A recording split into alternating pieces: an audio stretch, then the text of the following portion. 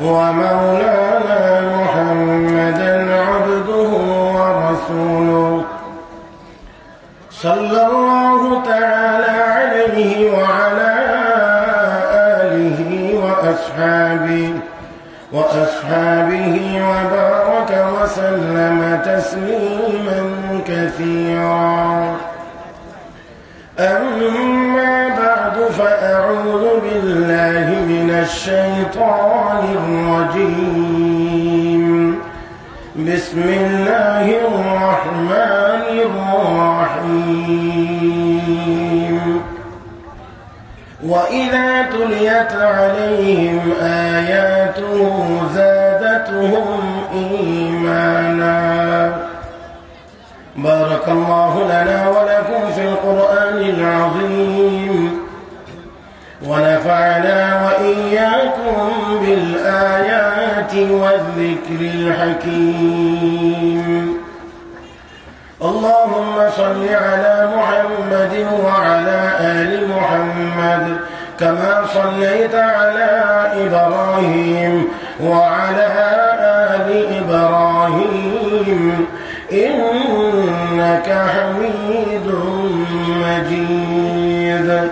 اللهم بارك على محمد وعلى آل محمد كما باركت على إبراهيم وعلى آل إبراهيم إنك حميد مجيد. মুফতি মাহমুদ রহমতুল্লাহ আলাইহি তাফসীরুল কোরআন পরিষদের উদ্যোগে আয়োজিত জাওয়া বাজারে 3 দিন ব্যাপী তাফসীরুল কোরআন মহাসম্মেলনের আজকের প্রথম দিনের অত্যন্ত শ্রদ্ধাভাজন সভাপতি দামাত বারাকাতুহুল আলিয়া, উপস্থিত দেশ বরেণ্য বুজুর্গানে দ্বীন হযরত উলামায়ে কেরাম, সমবেত দিনদার ইমানদার মুসলমান ভাইরা, পর্দার আড়ালে অবস্থানরত শ্রদ্ধেয় সম্মানিত মা ও বোনেরা, রব্বে করিমের দরবারে শুকরিয়া আদায় করছি যিনি আমাদেরকে অত্যন্ত দয়া করে মায়া করে আজকের এই মোবারক মজলিসে আসার বসার, কোরআন ও সুন্নাহর কিছু কথা বলার ও শোনার তৌফিক দান করেছেন। মহব্বতের সাথে সবাই মিলে সে মালিকের দরবারে শুকরিয়া আদায় করছি উচ্চ আওয়াজে পড়ি আলহামদুলিল্লাহ।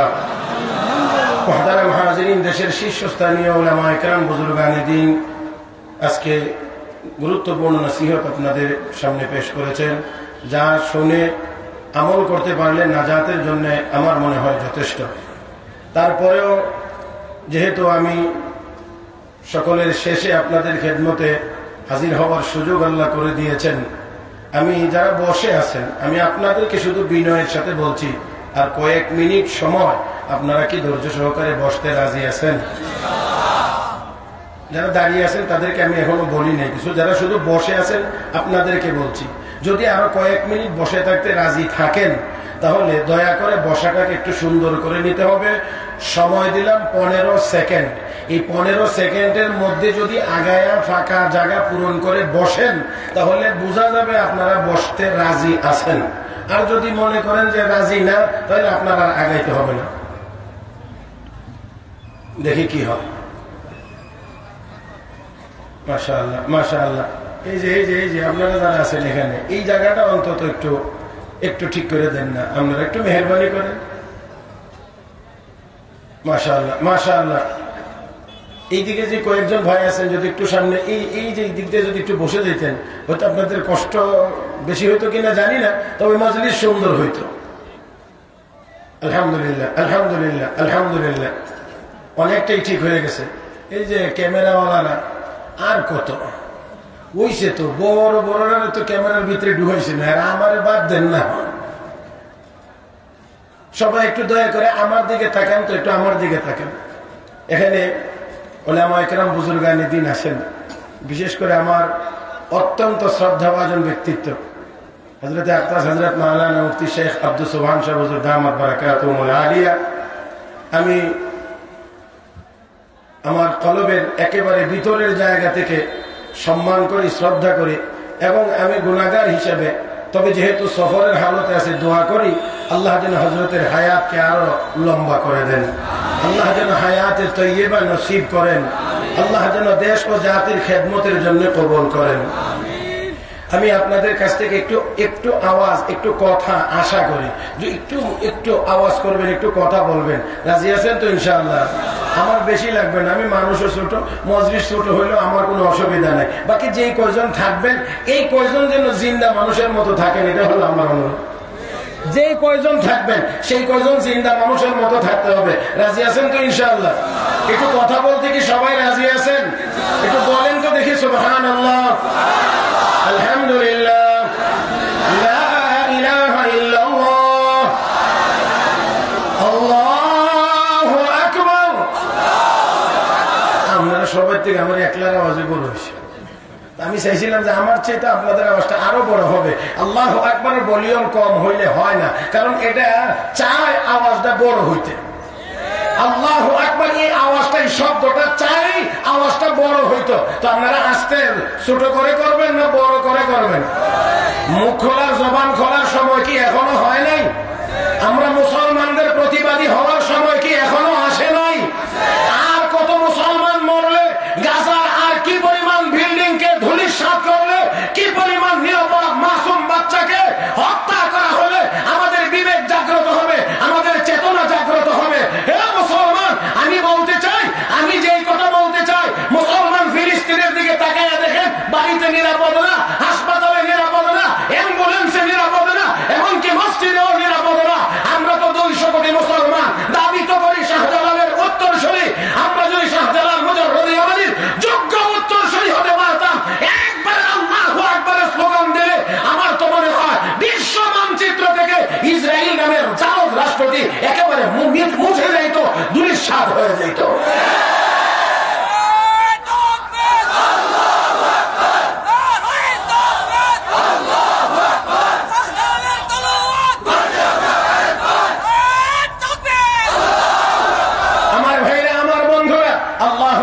এখনো যদ্দূর হয়েছে, এতে করে শাহজালালের তলোয়ার গর্জে ওঠার মতো হয়েছে না। কারণ গর্জন, গর্জন এটাকে বলে না। গর্জন কোনটা জানেননি? যেটা আমরা দেখি মাঝে মাঝে, আমরা কই ঠাড়া হচ্ছে। ঠাড়া বুঝেন তো? ঠাড়া কি আসতে পরে? যেটা আসতে পরে এটারে ঠাড়া কর। হ্যাঁ, এটার নাম হলো গর্জন। মুসলমান আমরা সিংহের জাতি, আমরা গর্জন দিতে জানি, আমরা ভেড়া ছাগলের মতো বে বে করতে জানি না। মাশাআল্লাহ, আল্লাহু আকবার যারা বলতে পারবেন তারা একটু হাত তোলেন, ডান হাত তোলেন, ডান হাত তোলেন। এবার একটু মোট করেন, আমার সাথে সাথে একটু কথা বলবেন। এই জমিনটা কার?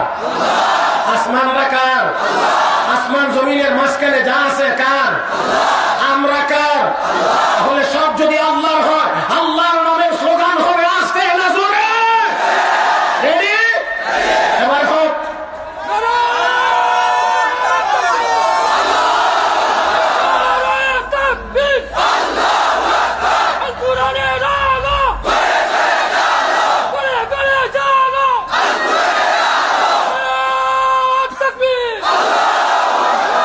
মনে হয় এখন গিয়ে কিছুটা গর্জনের ভাব শুরু হয়েছে। আমার ভাইরা, আমার বন্ধুরা, আমি আয়াত পুরানা আয়াতের অংশ তিলাওয়াত করেছি, সেই আলোকেই সামান্য কয়েকটি কথা বলবো। আপনাদেরকে লম্বা সময় কষ্ট দেব না, রাত্র অনেক হয়েছে। আপনারা পেট ভরে, মন ভরে উলামায়ে কেরামের জবান থেকে নসিহত শুনেছেন, আর ঠান্ডার পরিমাণ বেশি, এই জন্য আপনারা ধৈর্য হারা হবেন। এতটা লম্বা সময় আমি কথা বলবো না। তবে আমার বিশ্বাস, এতক্ষণ পর্যন্ত কোরআন হাদিসের কথা শোনার মাধ্যমে আপনাদের, আমাদের ইমানের মধ্যে কিছুটা হইলেও একটু জাগরণ সৃষ্টি হয়েছে। রব্বে করিম বলেন, ওয়াইদা তুলিয়াত আলাইহিম আয়াতুহু যাদাতহুম ঈমানা। কোরআনের আয়াত যখন মুমিনের সামনে তেলাওয়াত হয়, কোরআনের আলোচনা যখন হয়, কোরআনের তেলাওয়াত যখন করে এবং শোনে, মুমিনের ঈমানের পাওয়ার বাড়ে। আস্তে কয়েন, আস্তে কয়েন। হ্যাঁ, মুমিনের ঈমানের পাওয়ার বাড়ে। এই জন্যই তো কাফের বেঈমানেরা মুমিনের কাছ থেকে কোরআনের তেলাওয়াতকে কেড়ে নিয়ে যাইতে চায়। আমি কি কথা বুঝাইতে পারছি সেটা মনে হয়? এই জন্যই দুনিয়ার কাফের বেঈমানেরা চলে বলে কৌশলে মুসলমানের সন্তানকে, মুসলমানের সন্তানের সিনাকে কোরআন শূন্য করতে চায়, মুসলমানের সন্তানের জবানকে তিলাওয়াত শূন্য করতে চায়। মুহতারাম হাজিরিন, বিশ্বর নবী তিলাওয়াত করতে গেলে আবু জাহেল বলেছিল তিলাওয়াত করতে দেওয়া যাবে না, যেখানে তিলাওয়াত হবে সেখানে হট্টগোল গন্ডগোল করবা, যাতে করে মুহাম্মদ নির্বিঘ্নে তিলাওয়াত করতে না পারে। আজও পর্যন্ত সেই প্রেতাত্মারা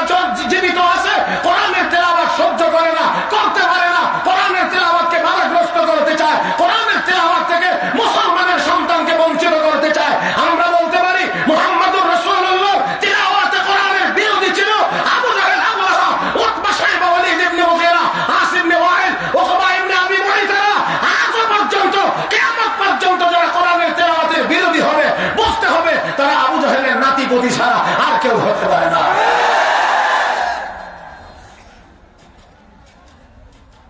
আমার ভাইয়েরা, বড়ই দুর্ভাগ্য, বড়ই দুর্ভাগ্য আমাদের। আমি অত্যন্ত ব্যথা নিয়ে বলছি, আমাকে যদি বলা হয় যে মুসলমানের একজন সন্তান ক্লাস 3-4 পর্যন্ত পড়ে নাই, এটা আমি মেনে নিতে পারি। অন্য অনেক দূরের কথা বা ক্লাস 3-4 পর্যন্ত পড়ে নাই, সেটা আমি মেনে নিতে পারি। আগডুম বাগডুম পড়ে নাই, মেনে নিতে পারি। কিন্তু একজন মুসলমানের সন্তান কোরআনের তেলাওয়াত জানে না, এটা অন্তত পক্ষে আমি মেনে নিতে পারি না। আমার বড় কষ্ট হয়, কারণ মুসলমানের সন্তান যদি মুসলমান বলে দাবি করে, তাহলে আর কিছুই শিখার না শিখুক, অন্তত পক্ষে সে কোরআনের তেলাওয়াত শিখবে। কিন্তু বড় আফসোস, বড় আফসোস, বড় আফসোস, বড় আফসোস যে আজকে মুসলমানের সন্তান তেলাওয়াত তো দূরের কথা, তেলাওয়াত তো দূরের কথা, বিসমিল্লাহির রহমানির রহিম এতটুকু শুদ্ধ করে বলতে পারে না। বড় দুর্ভাগ্য। আমার পাশে দাঁড়াইছেন নেতা, মঞ্চে দাঁড়াইছেন বক্তব্য দেওয়ার জন্য, সালাম দিতে গিয়ে আসসালামু আলাইকুম ইয়া রাহমাতুল্লাহ। আপনার হাসছেন, হাসলেন, ওই যে হাসি শুনলে এরকম একটু হাসি পায়, কিন্তু আসলে কি এটা হাসির কথা ছিল? এটা কি আসলে হাসির কথা না? এটা আমাদের বেদনার কথা। নেতা, আপনাকে ওয়েলকাম, স্বাগতম, আপনার নেতৃত্বকে স্বাগতম, আপনাকে শ্রদ্ধা করতে, সম্মান করতে আমার কোনো আপত্তি নেই, কিন্তু আপনি সালামটাও জানেন না, এটা আমাকে অত্যন্ত ব্যথা দেয়। আর আল হায়াতুল উলিয়া লিল জামিয়াতুল কওমিয়া উচ্চারণ করতে গিয়ে তো অনেকের দাঁত দুধ ভেঙে গেছে।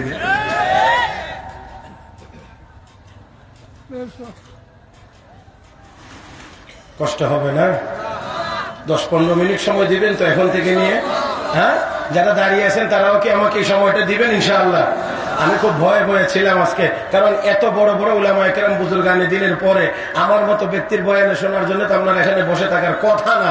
কারণ মুরগার রান, গরুর গোশত, বোয়াল মাছ, রুই মাছ, আড়ি মাছ খাওয়ার পরে কেউ আলু ভর্তা ডাইলের লাগি বয়ে থাকে না, বসে থাকার কথাও না।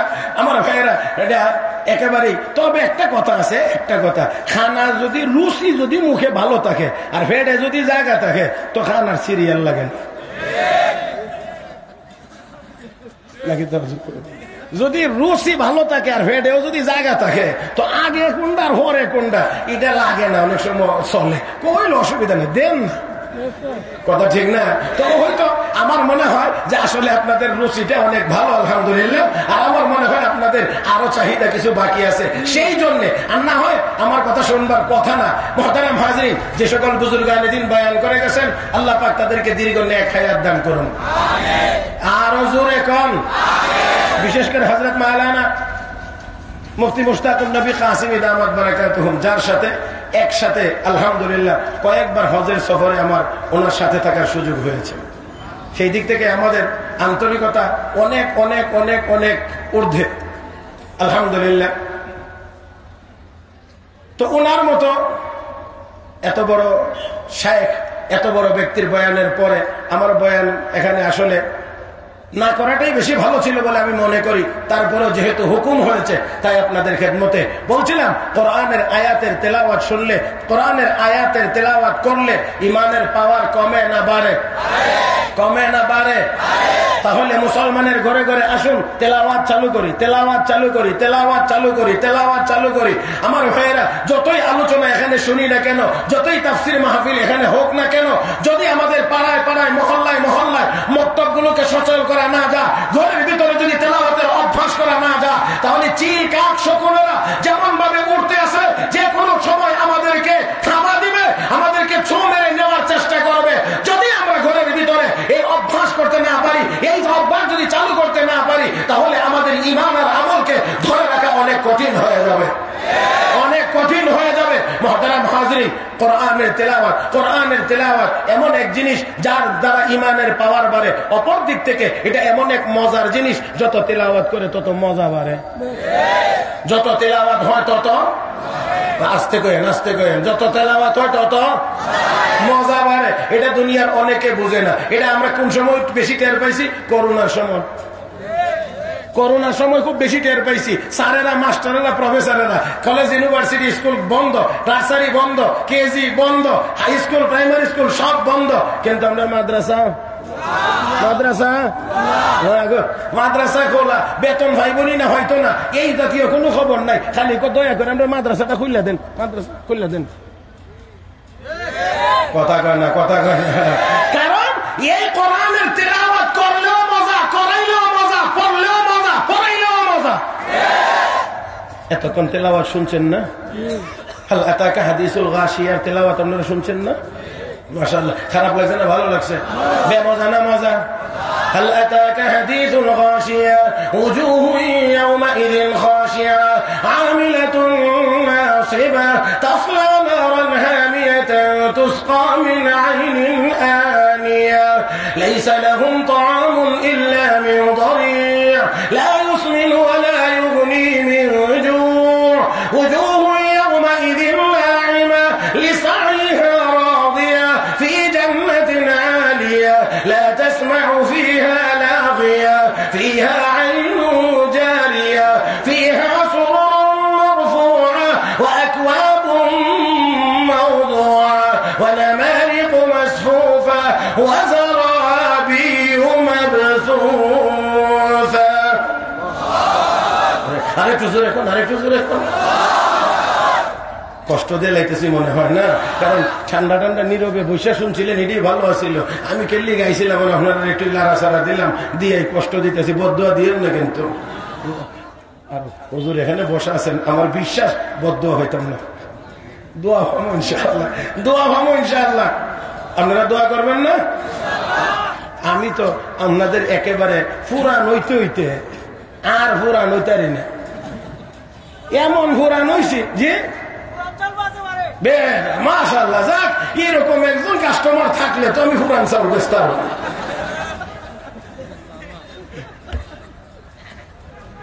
আলহামদুলিল্লাহ, আলহামদুলিল্লাহ। আল্লাহ, আমার খুব মনে পড়ে হযরত মাওলানা হাফেজ জুবাইর আহমদ আনসারী সাহেব রহমতুল্লাহ আলাইহি। আমার খুব মনে পড়ে হযরত মাওলানা হাম্মদ সাদি সাহেব রহমতুল্লাহ আলাইহির কথা।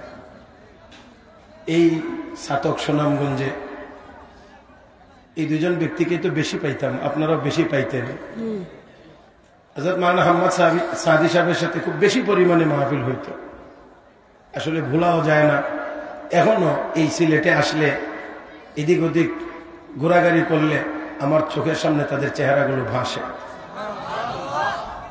প্রথম আমি যখন এই এলাকায় মাহফিলে আসি তখন আসছিলাম এই লক্ষণ সময়, একদম প্রথম।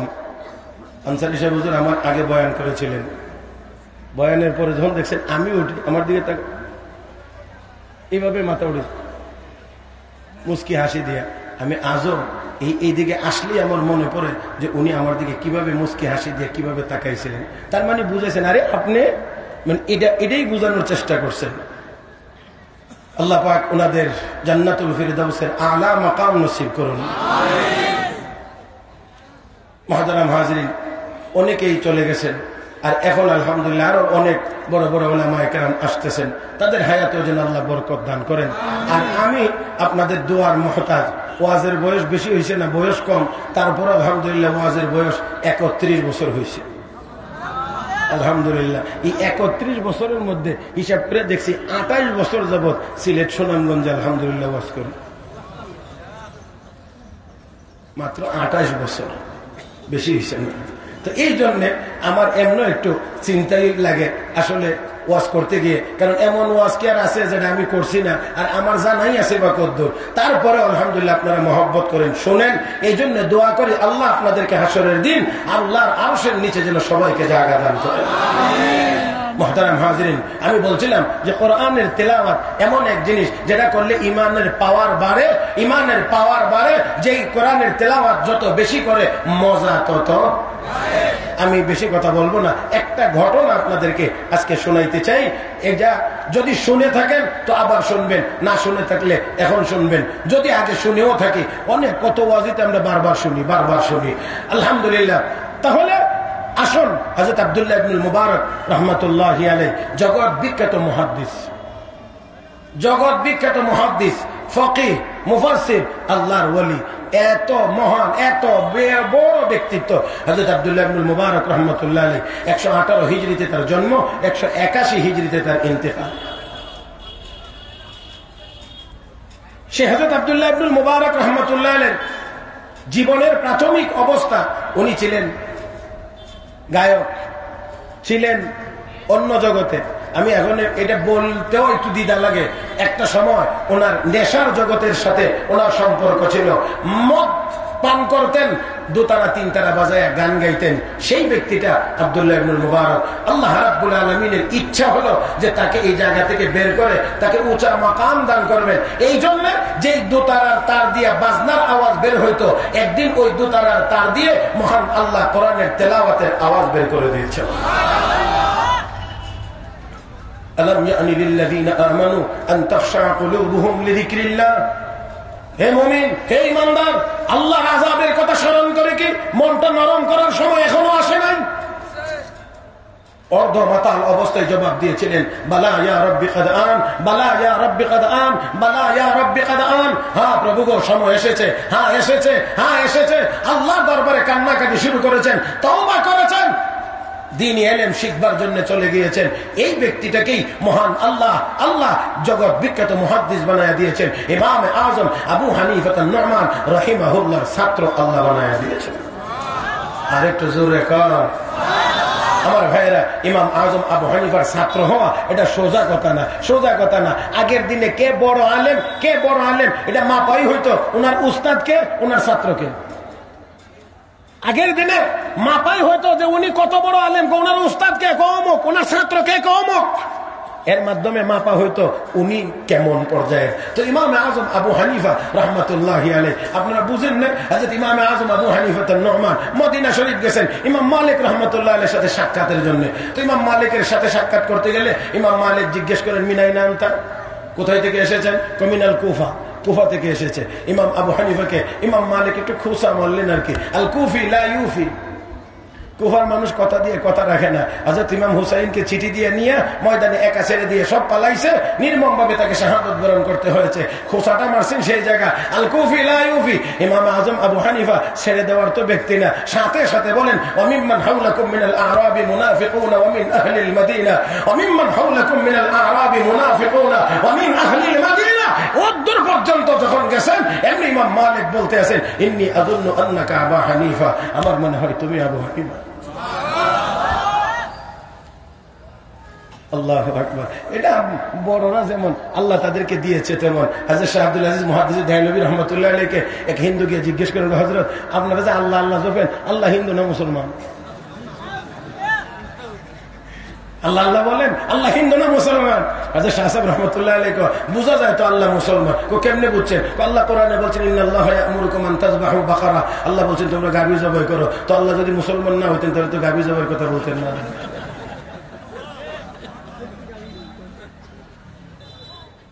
হ্যাঁ দেখছেন কেমন, যেমন যে অবস্থা, যে হালতে আমাদের বুজুর্গরা, আমাদের আকাবিরিনরা সেই হালতে সেইভাবেই কথা বলতেন, সেই হালতে কথা বলতেন। আল্লাহ তাদেরকে সেই যোগ্যতা দিয়েছিলেন। যাই হোক, তো হযরত আব্দুল্লাহ ইবনুল মুবারক রাহমাতুল্লাহি আলাইহি মক্কা শরীফ গেলেন হজ করার জন্য।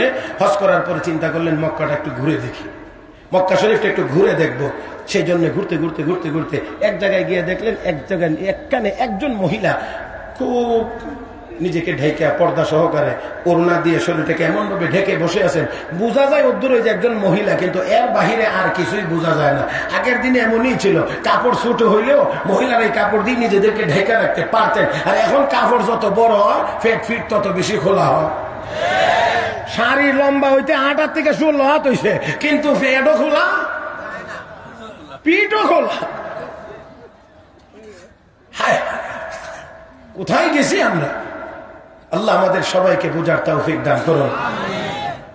মহিলার এই অবস্থা দেখে একেবারেই ঢেকে ঢুকে বসে আছে। আসলে এটাই তো মহিলা। মহিলা হইলে তো এরকমই হইতো, যেটা ঢেকে ঢুকে বসে থাকতো। আর যেটা মানে 50-50, এটারও তো আর মানে 100% মহিলা বলা যায় না, এটা 50%। কথা কয় না, বুঝলে না? হযরত আব্দুল্লাহ ইবনুল মুবারক রাহমাতুল্লাহ আলাইহি গিয়ে শুধু সালাম দিলেন, আসসালামু আলাইকুম ওয়া রাহমাতুল্লাহ। ওইখান থেকে জবাব আসছে, সালামুন কাওলাম মির রাব্বির রহিম। আপনারা কি বলেন? সালামের জবাব কি এমনি হয়নি? উনি বলছেন আসসালামু আলাইকুম ওয়া রাহমাতুল্লাহ, জবাব তো হওয়ার কথা ওয়া আলাইকুম আসসালাম ওয়া রাহমাতুল্লাহি ওয়া বারাকাতুহু। তিনি তা না করে সরাসরি কোরআনের আয়াত তিলাওয়াত করলেন, সালামু কাওলাম মির রাব্বির রহিম। হযরত আব্দুল্লাহ ইবনে মুবারক রাহমাতুল্লাহি আলাইহি বলেন, ও আল্লাহর বান্দি, তুমি এখানে বসে বসে কি করো? আল্লাহর বান্দি জবাব দেন, মাইয়ুদলিলিল্লাহু ফামা লাহু মিন হাদ। আল্লাহ যদি কাউকে পথভ্রষ্ট করে দেন, পথ দেখানোর কেউ থাকে না। হযরত আব্দুল্লাহ ইবনে মুবারক রাহমাতুল্লাহি আলাইহি বলেন, আমি বুঝতে পারলাম আল্লাহর বান্দিটা পথ ভুলে এখানে চলে এসেছেন। আমি জিজ্ঞেস করলাম, ও আল্লাহর বান্দি, তুমি এখানে কতদিন যাবত বসা? কতদিন যাবত বসা? আল্লাহর বান্দি জবাব দেন, সালাসা লায়ালিন সাওয়িয়া। 3 দিন পর্যন্ত আমি এখানে বসা, 3 দিন পর্যন্ত এখানে আমি বসা। আল্লাহর বান্দি, তুমি কোথায় এসেছিলা? কোথায় তুমি যাইতে চাও? আল্লাহর বান্দি এবার জবাব দিয়ে কয়, ও আল্লাহ, এবার জবাব দিয়ে দিতে গিয়ে কোরআনের আরেক আয়াত তিলাওয়াত করলেন, সুবহানাল্লাযী আসরা বিআবদিহি লাইলান মিনাল মাসজিদিল হারাম ইলাল মাসজিদিল আকসা। আমি বুঝতে পারলাম আল্লাহর বান্দি হজের জন্য এসেছিলেন। বাড়ি তার বাইতুল মুকাদ্দাস এলাকায়, মসজিদে আকসার এলাকায় হলো তার বাড়ি। আমি বললাম, ও আল্লাহর বান্দি, 3 দিন পর্যন্ত তুমি এখানে বসা, তোমার কাছে তো কোনো খাবার দেখা যায় না, কোনো পানীয় বস্তু দেখা যায় না, খাও কি, পান করো কি? আল্লাহর বান্দি কোরআনের আরেক আয়াত তিলাওয়াত করে জবাব দিয়ে বলেন, হুয়া ইউতঈমুনি ওয়া ইয়াসকিন। আল্লাহ আমাকে খাওয়ান, আল্লাহ আমাকে পান করান। আল্লাহু আকবার করেন। বুঝছেন নি আপনারা? বুঝতেছেন? উনি জিজ্ঞেস করেন কিভাবে, আর উত্তর আসে কিভাবে? আল্লাহর কালামের তিলাওয়াতের মাধ্যমে জবাব দিচ্ছেন, অন্য কোনো কথা না, শুধু তিলাওয়াতের মাধ্যমে জবাব। হযরত আব্দুল্লাহ ইবনে মুবারক রাহমাতুল্লাহি আলাইহি বলেন, হে আল্লাহর বান্দি, বুঝলাম আল্লাহ তোমাকে খাওয়ান, আল্লাহ তোমাকে পান করান। ওযু তো করা লাগে, ওযুর জন্য তো পানি লাগে। তোমার ওযুর ব্যবস্থা কেমন করে হয়? আল্লাহর বান্দি কোরআনের আরেক আয়াত তিলাওয়াত করে জবাব দেন, ফাইন লাম তাজিদু মাআন ফাতায়াম্মামু সাঈদান তাইয়্যিবা। পানি যদি না পাও, পবিত্র মাটি দিয়ে তোমরা তায়াম্মুম করে নাও। আমি বুঝতে পারলাম আল্লাহর বান্দি ওযুর কাজ তায়াম্মুম দিয়ে সারে। এবার আমি বললাম, ও আল্লাহর বান্দি, আমার কাছে কিছু খাবার আছে, তুমি চাইলে গ্রহণ করতে পারো, এই খাবার খাইতে পারো। আল্লাহর বান্দি কোরআনের আরেক আয়াত তিলাওয়াত করে জবাব দেন, আতিম্মুস সিয়ামা ইলাল লাইল। রোজাকে রাত্র পর্যন্ত পূর্ণ করো। আমি বুঝতে পারলাম আল্লাহর বান্দি রোজাদার। আমি বললাম, ও আল্লাহর বান্দি, এখন তো রমজান মাস না, তারপরে তো এটা সফরের হালত, এখন আবার তোমার কিসের রোজা? রোজা তো না রাখলেও তুমি পারো। আল্লাহর বান্দি কোরআনের আরেক আয়াত তিলাওয়াত করে জবাব দেন, ওয়া আনতাসুমু খায়রুল লাকুম ইন কুনতুম তা'লামুন। তারপরেও যদি তোমরা রোজা রাখো, এটা তোমাদের জন্য ভালো। আল্লাহর বান্দা হযরত আব্দুল্লাহ ইবনে মুবারক রাহমাতুল্লাহি আলাইহি বলেন, আল্লাহর বান্দি, তুমি আমার মতো করে কথা কেন বলো না? আমি তোমাকে যা কিছুই জিজ্ঞেস করি, তুমি কোরআনের আয়াত তেলাওয়াত করে আমাকে জবাব দাও। আমার মতো করে কেন তুমি কথা বলো না? আল্লাহর বান্দি তখন জবাব দিয়ে কয়, মা ইয়ালফিযু মিন কাওলিন ইল্লা লাদাইহি রাকীবুন আতীদ। মানুষ যেই কথাই বলে না কেন, সংরক্ষণকারীরা সংরক্ষণ করে ফেরেশতারা। ও মুসলমান, আমরা যা বলি তা ফেরেশতারা সংরক্ষণ করেনি না করে না? আরো আসতে বলেন, করেনি না করে না? হে মুসলমান, হযরত আব্দুল্লাহ ইবনে মুবারক এবার জিজ্ঞেস করেন, ও আল্লাহর বান্দি, তোমার বংশ পরিচয় কি? আল্লাহর বান্দি তখন কয়, লা তাকফু মা লাইসা লাকা বিহি। যে বিষয়ে তোমার জানা নাই, এলেম না, নাই, এটা অবগত হয়ে তোমার লাভ কি? আমি আমার বংশ পরিচয় দিলে তুমি কি জানবা, বুঝবা? আমার বাড়ি কোথায়, তোমার বাড়ি কোথায়? আল্লাহর বান্দা হযরত আব্দুল্লাহ ইবনুল মুবারক রাহমাতুল্লাহি আলাইহি বলেন, ভুল হয়ে গিয়েছে, আমাকে মাফ করে দাও। আল্লাহর বান্দি এই কথাটাও আরেক আয়াতের তিলাওয়াতের মাধ্যমে জবাব দেন, লা তাসরিবা আলাইকুমুল ইয়াওম ইয়াগফিরুল্লাহু লাকুম। তোমার বিরুদ্ধে আমার কোনো অভিযোগ নাই, আল্লাহ যেন তোমাকে মাফ করে দেন। আল্লাহর বান্দা হযরত আব্দুল্লাহ ইবনুল মুবারক রাহমাতুল্লাহি আলাইহি বলেন, ও আল্লাহর বান্দি, তুমি যদি রাজি থাকো আমার উটের পিঠে উঠাইয়া তোমাকে তোমার গন্তব্যে পৌঁছাইয়া দিতে পারো, তুমি কি যাইতে রাজি আছো? আল্লাহর বান্দে রাজি আছে, এটাও কোরআনের আরেক আয়াত তিলাওয়াতের মাধ্যমে বুঝাইয়া দিলেন, ওয়া মা তাফআলু মিন খায়রিন ইয়ালামুহুল্লাহ। তোমরা যত ভালো কাজ করো না কেন আল্লাহ জানেন। আল্লাহ জানেন না জানেন না? শুধু ভালোটাই আল্লাহ জানেন, খারাপ কাজ গুনার কাজ যা করে এটাও কি আল্লাহ জানেন না জানেন না? হে মুসলমান, হযরত আব্দুল্লাহ ইবনুল মুবারক রাহমাতুল্লাহি আলাইহি বলেন, এবার আমি উট কাছে নিয়ে আসলাম, বসায়া দিলাম, আর আল্লাহর বান্দীকে বললাম, ও আল্লাহর বান্দী, এবার তুমি উটের পিঠে সওয়ার হয়ে যাও, উটের পিঠে তুমি উঠে যাও। কিন্তু উটের পিঠে উঠবার আগেই আল্লাহর বান্দী আমাকে আগেই সতর্ক করে বলছেন, সতর্ক করেছেন কোরআনের আরেক আয়াত তিলাওয়াত করে, কুল্লিল মুমিনিন ইয়াগুদ্দু মিন আবসারিহিম।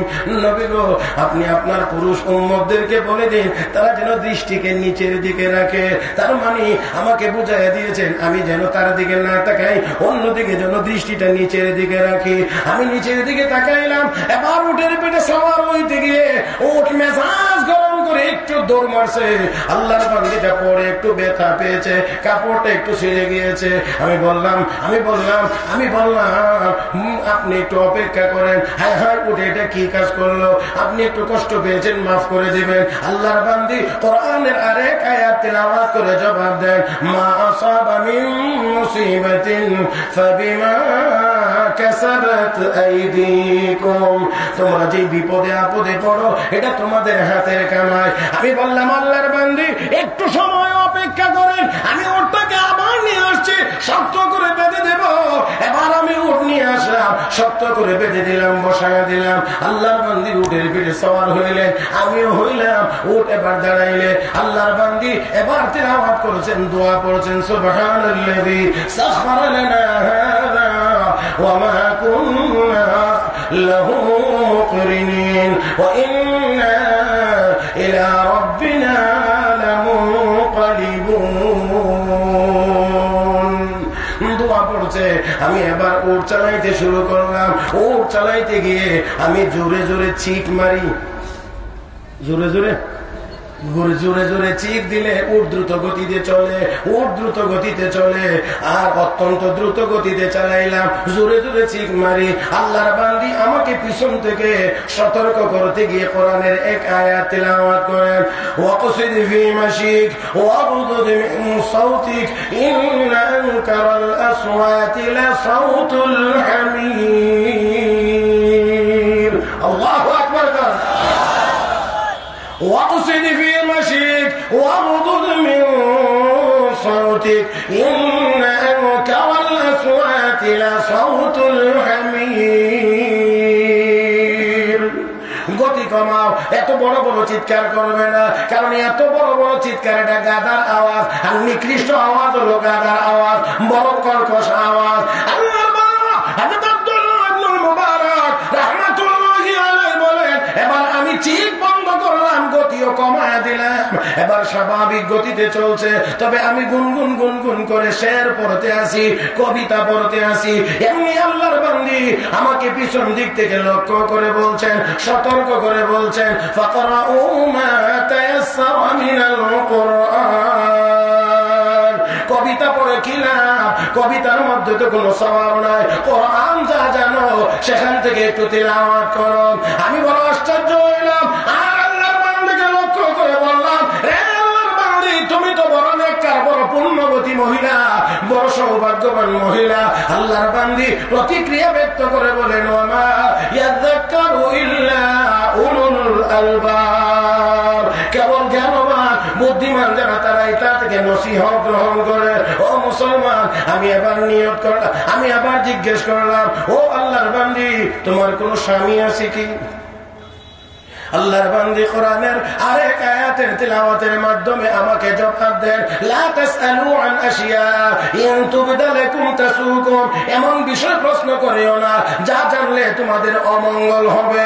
আমি আবার নিয়ত করলাম, আর কোনো কথাই বলবো না যতক্ষণ পর্যন্ত কাফেলা না পাইব। ওর চালাইতে লাগলাম, কাফেলার কাছাকাছি যখন গেলাম, এবার আল্লাহর বান্দিকে জিজ্ঞেস করলাম, ও আল্লাহর বান্দি, কাফেলা দেখা যায়, এখানে তোমার কে আছে, আত্মীয় স্বজন কে আছে? আল্লাহর বান্দি কোরআনের আয়াত তিলাওয়াত করে জবাব দিয়ে বলেন, আল মালু ওয়াল বানুন জিনাতুল হায়াতিদ দুনিয়া। সন্তান সন্ততি, টাকা পয়সা, দুনিয়ার সৌন্দর্য। আমি বুঝতে পারলাম এই কাফেলার ভিতরে আল্লাহর বান্দির সন্তানেরা আছে। আমি জিজ্ঞেস করলাম, তোমার সন্তানেরা কি কাজ করে, কি দায়িত্ব পালন করে? আল্লাহর বান্দি কোরআনের আরেক আয়াত তিলাওয়াত করে জবাব দিয়ে বলেন, ওয়া আলামাতি ওয়া বিন নাজমি হুম ইয়াহতাদুন। আলামত, নিদর্শন এবং আকাশের তারকার মাধ্যমে পথ দেখায়। আমি বুঝতে পারলাম তার ছেলেরা রাহবার কাছাকাছি চলে গেলাম। এবার জিজ্ঞেস করলাম, ও আল্লাহর বান্দি, তোমার ছেলেদের কি নাম? কি নাম নিয়ে আমি ডাক দেব? আল্লাহর বান্দি বলেন, আত্তাখাযাল্লাহু ইব্রাহিম খলীলা ওয়া কাল্লামাল্লাহু মূসা তাকলীমা ইয়া ইয়াহইয়া খুযিল কিতাবা বিকুওয়া। আমি বুঝতে পারলাম আল্লাহর বান্দির তিনজন ছেলে আছে, একজনের নাম ইব্রাহিম, একজনের নাম মূসা, আর একজনের নাম ইয়াহইয়া। আমি আবার কাফেলার নিকটে যাইয়া ডাক দিলাম, ইয়া ইব্রাহিম, ইয়া মূসা, ইয়া ইয়াহইয়া। মাত্রই পূর্ণিমার চাঁদের মতো উজ্জ্বল চেহারাওয়ালা তিনজন যুবক আমার সামনে হাজির। আমি দেখাই দিলে মহিলাকে, তারা তাদের মাকে রিসিভ করেছে, গ্রহণ করেছে। এবার একসাথে হওয়ার পরে আল্লাহর বান্দি তার ছেলেদেরকে লক্ষ্য করে বলেন, ফাবাসু আহাদাকুম বিওয়ারাকিকুম হাযিহি ইলাল মাদিনা ফালইয়ানজুর আইয়ুহা আযকা তাআমা ফালইয়াতিকুম বিরিজকিম মিন। একজনকে টাকা দিয়ে বাজারে পাঠাও কিছু হালাল খাবার নিয়ে আসার জন্য। আল্লাহর বান্দি কথা বললে, এবার একজন টাকা নিয়ে চলে গেছে, বাজার থেকে কিছু খাবার আমার নিয়ে এসেছে। আল্লাহর বান্দি পর্দার ভিতর থেকে আমার সামনে সুন্দর করে পরিবেশন করে, অতঃপর আমাকে বলতে আছে, কুলু ওয়াশরাবু হানিআন বিমা আসলাফতুম ফিল আইয়ামিল খালিয়া। মানে এত কষ্ট করেছেন, এত পরিশ্রম করেছেন, এবার কিছু খাবার গ্রহণ করেন। হযরত আব্দুল্লাহ ইবনুল মুবারক রাহমাতুল্লাহি আলাইহি বলেন, আমি এবার বায়না ধরলাম, যুবকদেরকে বললাম, ও যুবকেরা, ততক্ষণ পর্যন্ত আমি খাবো না যতক্ষণ পর্যন্ত মহিলার আসল হাকিকত আমার সামনে তোমরা খুলে বলবে না। এবার ডাক দেখ, হুজুর, এই মহিলাটা হলো আমাদের মা।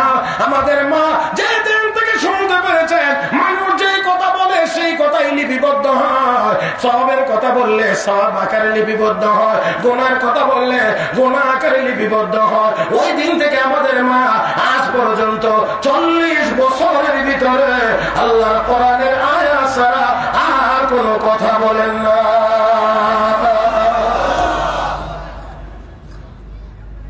আমাদের মা 40 বছরের ভিতরে কোরআনের আয়াত ছাড়া কোনো কথা বলেন না। বললেই যা কিছু বলি, যা কিছু জিজ্ঞেস করি, যা কিছু উনি বলতে চান সব কোরআনের আয়াত তেলাওয়াত করে, বুঝতেও আমাদের অসুবিধা হয় না। মুহতারাম হাজরিন, আল্লাহর ওই বান্দি দেখেন, এবার এই কোরআনের তেলাওয়াতের ভিতরে পাণ্ডিত্যই বা কতটুকু ছিল, মজাই বা কতটুকু পেয়েছিল। আর আজকে আমাদের অবস্থা কি, আমাদের মহিলাদের অবস্থা কি? মোবাইলে কথা বলতে বলতে হয়তো ব্যালেন্স শেষ, না হয় চার্জ শেষ। হাসার জন্য বলিনি। আল্লাহ আমাদের সবাইকে বুঝার তৌফিক দান করুন। মুহতারাম হাজরিন, আমি যতটুকু টার্গেট ছিল আমার সময়ে, মনে হয় আমি আর একটু বেশি সময় নিয়ে ফেলেছি। আপনারা হয়তো একটু কষ্ট হয়ে গিয়ে থাকতে পারে, সেই জন্য আমি আর কথা বাড়াইতে চাই না। শুধুমাত্র বলছিলাম কোরআনের আয়াতের অংশ। রব্বে করিম বলেন, ওয়া ইযা তুলিয়াত আলাইহিম আয়াতুহু যাদাতহুম ঈমানা। কোরআনের আয়াতের তেলাওয়াত হইলে, শুনলে, করলে ঈমানের পাওয়ার বাড়ে। আজকে আমাদের সব আছে, শুধু শক্তিশালী ঈমান নাই, ঈমানের পাওয়ার নাই। না হয় 200 কোটি মুসলমানের পৃথিবীতে আমাদের এত দুর্দশা হওয়ার কথা ছিল না। মুসলমান, আমি বলি ছাগল যত বেশি হোক না কেন, 1000 ছাগল মাঠে থাকলে একটা বাঘের হুঙ্কারের মোকাবেলা যেমন করতে পারে না, খাঁটি মুমিন যদি হয়, একজন আকবরের আওয়াজের মোকাবেলা হাজার কাফের বেঈমান মিলেও করতে পারে না। তাই আসুন আমরা আমাদের ইমানটাকে শক্তিশালী করি, ইমানকে মজবুত করি। আর সেই ইমান মজবুতের জন্য যা যা লাগে তার মধ্যে একটা হলো কোরআনের তেলাওয়াত লাগে। আসুন আমরা নিজেরা তেলাওয়াত করি, নিজেদের ছেলে মেয়েদেরকে তেলাওয়াত শিখাই, ভবিষ্যৎ প্রজন্মটাকে কোরআনের তেলাওয়াতকারী হিসেবে আমরা গড়ে তোলার চেষ্টা করি। তাহলে এই মুফতি মাহমুদ রহমতুল্লাহি আলাইহি এই তাফসীরুল কোরআন পরিষদ, এই কাজ, এই তাফসীর আয়োজন তখনই সার্থক হবে, কোরআনের তাফসীর তখনই সার্থক হবে যদি আমরা আমাদের প্রজন্মকে কোরআনের তেলাওয়াতে অভ্যস্ত করতে পারি। আল্লাহ রাব্বুল আলামিন আমাদের সবাইকে এই ভাঙাচোরা কথাগুলো বুঝবার এবং আমল করবার তৌফিক দান করুন। মুহাব্বতের সাথে সবাই বলি আমিন। ইয়া রাব্বাল আলামিন, সুবহানাকাল্লাহুম্মা ওয়া বিহামদিক, আশহাদু আন লা ইলাহা ইল্লা আনতা, আস্তাগফিরুকা ওয়া আতুবু ইলাইক, ওয়া আখিরু দাওয়ানা আলহামদুলিল্লাহ। ربنا ظلمنا أنفسنا وإن لم تغفر لنا وترحمنا لنكونن من الخاسرين. ربنا فاغفر لنا ذنوبنا وكفر عنا سيئاتنا وتوفنا مع الأبرار. اللهم اهدنا فيمن هديت وعافنا فيمن عافيت وتولنا فيمن توليت وبارك لنا فيما أعطيت وقنا برحمتك واصرف عنا شر ما قضيت فإنك تقضي ولا يقضى عليك فإنه لا يعز من عاديت ولا يذل من واليت تباركت ربنا وتعاليت. نستغفرك اللهم ونتوب إليك، نستغفرك اللهم ونتوب إليك، نستغفرك اللهم ونتوب إليك. اللهم لا تقتلنا بغضبك ولا تهلكنا بعذابك وعافنا قبل ذلك. اللهم إنك عفو كريم تحب العفو فاعف عنا يا كريم، تحب العفو فاعف عنا يا كريم، تحب العفو فاعف عنا يا كريم. اللهم آت نفوسنا تقواها وزكها أنت خير من زكاها، أنت وليها ومولاها. اللهم لا تسلط علينا جبارا عنيدا ولا شيطانا مريدا ولا إنسانا حسودا ولا من لم يرحم علينا.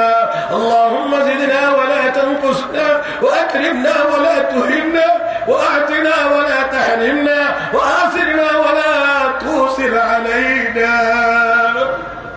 اللهم اغسل خطاياي بماء الثلج والبرد ونق قلبي من الخطايا كما ينقى الثوب الأبيض من الدنس وباعد بيننا وبين الخطايا كما باعدت بين المشرق والمغرب. اللهم حبب إلينا الإيمان، اللهم حبب إلينا اللهم حبب إلينا الإيمان وزينه في قلوبنا وكره إلينا الكفر والفسوق والعصيان واجعلنا من الراشدين. يا أرحم الراحمين، يا راحم المساكين، يا ذا القوة المتين، أصلح لنا شأننا كله ولا تكلنا إلى أنفسنا طرفة عين. ربنا تقبل منا إنك أنت السميع العليم وتب علينا إنك أنت التواب الرحيم. وصل اللهم وسلم وبارك على حبيبك ونبيك محمد وآله وصحبه